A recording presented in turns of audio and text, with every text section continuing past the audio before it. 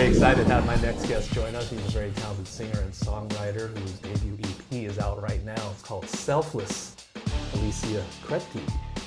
How are you? Hey. Did I pronounce that properly? You did. You pronounced it splendidly. Like Alicia Creti. Yeah, Creti. I'm sorry. I really wanted to roll my R, but I didn't want to be patronizing. Let the Italian take over. Alicia Creti. Hey, that's me. Do you speak with your hands? Are you that type? Oh yeah, all the time. So that's like really an Italian thing. It's not a New York That's thing. like playing the piano. It's kind of hard because like I want to. And then while singing, you're like, oh. By the way, I love the Italian curls. Oh my God, thanks. Yes. Brought to you by a curling wand and a lot of mousse and hairspray. Really? This is not natural. This is definitely not natural. This is like the good day. Like I just curled them. Like you literally saw me getting ready. They don't know that. Right. No, I should just. This is all. That's why I'm saying it's all natural. I mean, the natural is kind of like the messier version of this, but then because I'm on a stage, I gotta. There's like, many Italians with sure Italian curls, right? And just like. Yeah, I get that. Honestly, my nana and my brother, they have like the best waves, like these big like wavy curls, and mine like I sleep on it and it's like flat in the back and like curly on the side. Like I wake up and all the hair is like here. The ultimate bedhead. Oh yeah. It takes a world of its own, a mind of its own. How's it sleeping on tour right now? Challenging because there's not that much There's time no sleep allocated to doing it. Yeah. But I definitely take naps in the van. I can imagine. Any moment you get. Yeah. We got a mattress too. Oh. We have not blown it up. I'm just sleeping on the bench, but. Oh, so you're sleeping on a bed. You're sleeping on a sheet on top of rubber on top of. I wish. No. So soon, okay, soon. we're gonna get the van popping, okay? We call it the Diva Cave. Manifest. We're just 3, okay? Jordan's driving the van, and then it's me and Anna, and we have like 5 rows of benches. So like, one is where we sleep, one is where we eat. This is where we shit. No, I'm just kidding.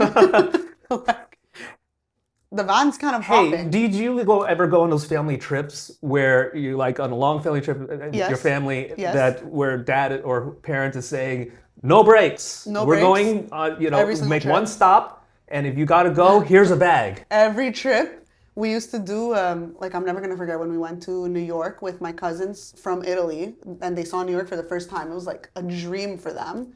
And when we were driving there from Montreal, it's like a 6-hour drive. I was in the car, we're in like this Honda, like my cousin's driving, we have music blasting, we're 5 in the car, like we don't fit. I'm in the middle back seat because I'm like the youngest cousin. So this is like a Honda Civic of some sort, like a sedan? Oh yeah, we're kicking in the Civic. Okay, so. no SUV, no luxury. No. So I'm sitting, like my butt, like in front of the little bench in the back, between like the 2 seats. Yeah. Like, comme ça, genre, and then my head is just like down, and that's how I slept for the entire ride. See, on my family trips, my dad always had like the portable trash bin, so it was a small little thing that you put in the middle. In the middle of the You should be worried when that comes out. Yeah. And he was like, we're making one stop, and if you have to go at any other time, oh my God, use this. Don't tell me that. That's what my dad would say. My sister and I were holding it for hours. Yeah. Montreal is interesting in terms of the musical community. Yeah. If I were to just name Simple Plan, Arcade Fire, and maybe Charlotte Cardin as more of a current artist. 3 different genres and totally different sounds, but there's this cohesiveness in terms of the artistry, from what I understand. Yeah, I think Montreal is, it's a dope city, super creative, very multicultural. I think that there's like some kind of darkness and, like a richness in terms of the actual soundscape that comes from like the East Coast, like Montreal or Toronto, let's say, with this more like distinctive sound. My like guess is that it comes from like the weather being so shit. And when, it's winter and it's dark, like these are the sounds that we're like naturally just gravitating towards. So there's definitely like some kind of sound that I think is emerging, but I feel like so much of Canada and Montreal especially is just not tapped into because like none of us really know how to get here, you know? So like it's hard to kind of just even figure out like what it is you need to do before you do it. Well, I think technology has changed a lot of that though. So thank God we have things like TikTok, right? Because that's really what got me my start. Like I was studying finance, I was working in aerospace, like I was at Concordia, I was studying, and I didn't think that this was possible, and I really didn't know how to get here at all. And well, you've been playing music all your life since I have since like 6 years old. But it was always talent shows, like in school. Like it was never like an outside gig, so it felt kind of like a hobby. Like it was my passion, it was my hobby, you know, like it was that thing that really made me me, and I always held on to that, and it was a huge part and still is of my identity. But it wasn't something that I felt like I could pursue unless it was like jazz, you know, which like we have a jazz program at McGill, and but for me to kind of like do my own thing and to be an artist, like there's not really like a school for that. Yeah, you must have felt the weight of such responsibility being a child of immigrants and then also being the oldest. Yeah, definitely. Right? The firstborn. So there's a lot of expectations that are involved with that. Yeah, definitely. And that obviously transcends all ethnicities, like people of Chinese descent, doctor, lawyer, engineer. Yeah. Italy, Africa, doesn't matter. We definitely have that in common, which I totally understand. Like, our parents, you know, move for a better life and they don't want their children to have the same struggles that they had. But the part that's missing is like, not everybody is the same. And, you know, like if you have a dream, like just fucking go for it. Yeah, yeah. Well, you know? It's never too late. You were a clear example of that. It just... I thought that it was too late. Like, I literally remember when I was 13 years old, like my mom coming into my room, like I'm crying and she's like, what the hell is wrong? Like me, dramatic. And she's like, I'm telling her, she literally reminded me of this. And she's like, you were crying to me saying like, you're never going to make it because you're not like on Disney Channel. That was the goal. Because I thought like looking at, you know, Demi Lovato, Miley Cyrus, like, you know, Selena Gomez, like whoever it was that I was watching, listening to from when I was young, and then seeing their come up. Ariana Grande, perfect example. I actually feel like it was probably triggered from her come up being like if this isn't happening to me now and I'm super young, like it happens for these stars that you see at this point now when they're like 18 or whatever it is, I'm like, I'm too late. And I was like, basically already gave up before I ever even like took the chance. And I think that that's like, unfortunately so common when you just don't like necessarily know how to get to something. But I think that in life, like no matter what you do, you're not gonna know. Like you kind of think that you will, and like you think that this plan has like been set out for you from jump, but it kind of feels like after school, like it's not in your control. Like it never was, right. But you had this illusion, but it's just not in your control. Like life happens to you, so like make it happen for you, you know? Exactly.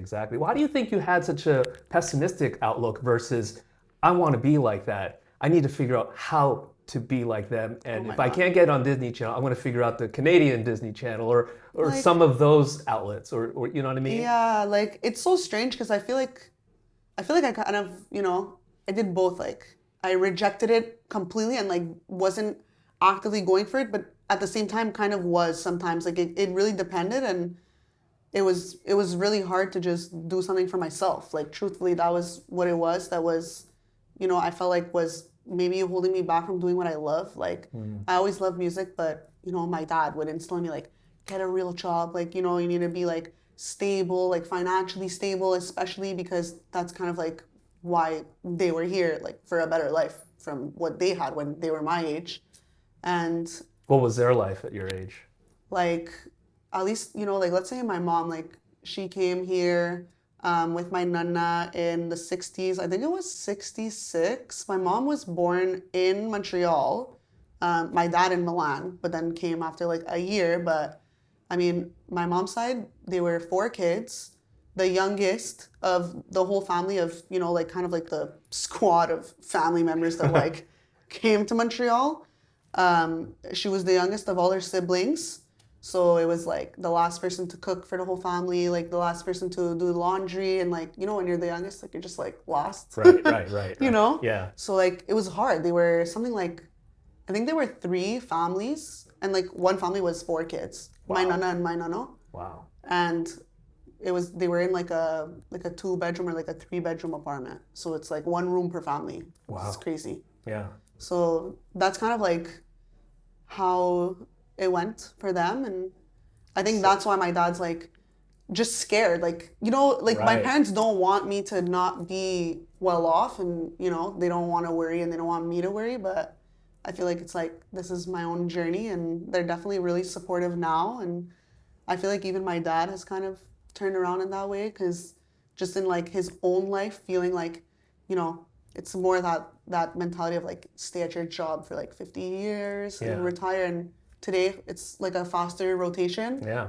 And I feel like maybe even he is a little inspired. And I was about to say, like, it's like pursuing what he loves now. Yeah, you know? yeah. I was about to say that I think everybody has that deep in them, but then the realities of life hit them, and that supersedes any of the passions. It's just like, let's just stay alive. Let's feed the family. Let's just. Well, that's it. Like when you love people and you care about people, it's easy for you to just like neglect yourself and, you know, act in ways that you're putting them first. But I think it's really important to put yourself first, because in doing that, you'll be able to, you know, have everyone be better off, and you'll be even more supportive towards them, and vice versa. Like, as long as you're, you know, like you're communicating properly, and as long as there's a you're balance. not doing anything bad type of thing. But like, you know what I mean? Like whether it's the decision between like, I'm going into finance because my parents are gonna be happy, and I'm gonna maybe be like 50, look back and regret it. Like, I don't want to live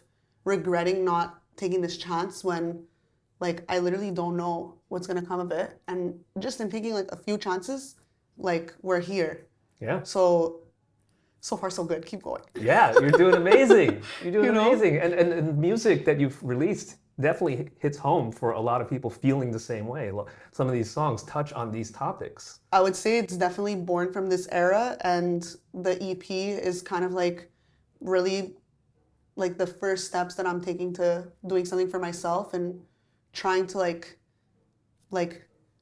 mourn the loss of the person that I thought that I would be, because that person I thought I was going to be was who, you know, maybe I thought others wanted me to be for them, but that's just a projection, you know? Yeah. And now I'm here, and I'm doing what I love, and, you know, I thought I would never do this, and those people are happy. Right. And you understand finance, so you can keep a close eye on who's cooking the books over there in case of any shenanigans as your tours get bigger and you sell a bazillion records, right? It is really remarkable. I think for a lot of people as well, you were like the soundtrack, or part of the soundtrack to Christmas. You were like the princess. You were the junior princess of Christmas. Never mind the queen of princess. I was going to say, those shoes are filled. I mean, that cover. Thanks. How long did that take? All I Want for Christmas by the Queen. Yeah, Mariah. I was going to say, I've covered it, I think, like every year so far.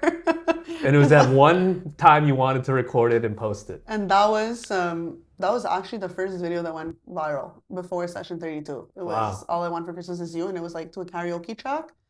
And I honestly struggled to hit those notes then, but like now I'm deviated septum and sinus surgery out, okay? Like got that done like a year ago, that I could sing those notes a lot better now. Oh boy. Oh man, we're doing this in February. I wish we did this in December. Come on. Give it to me. Okay, no. She's Christmas defrosting. all year. She's defrosting. She's getting frozen up again. Yeah. Well, you deserve all the flowers.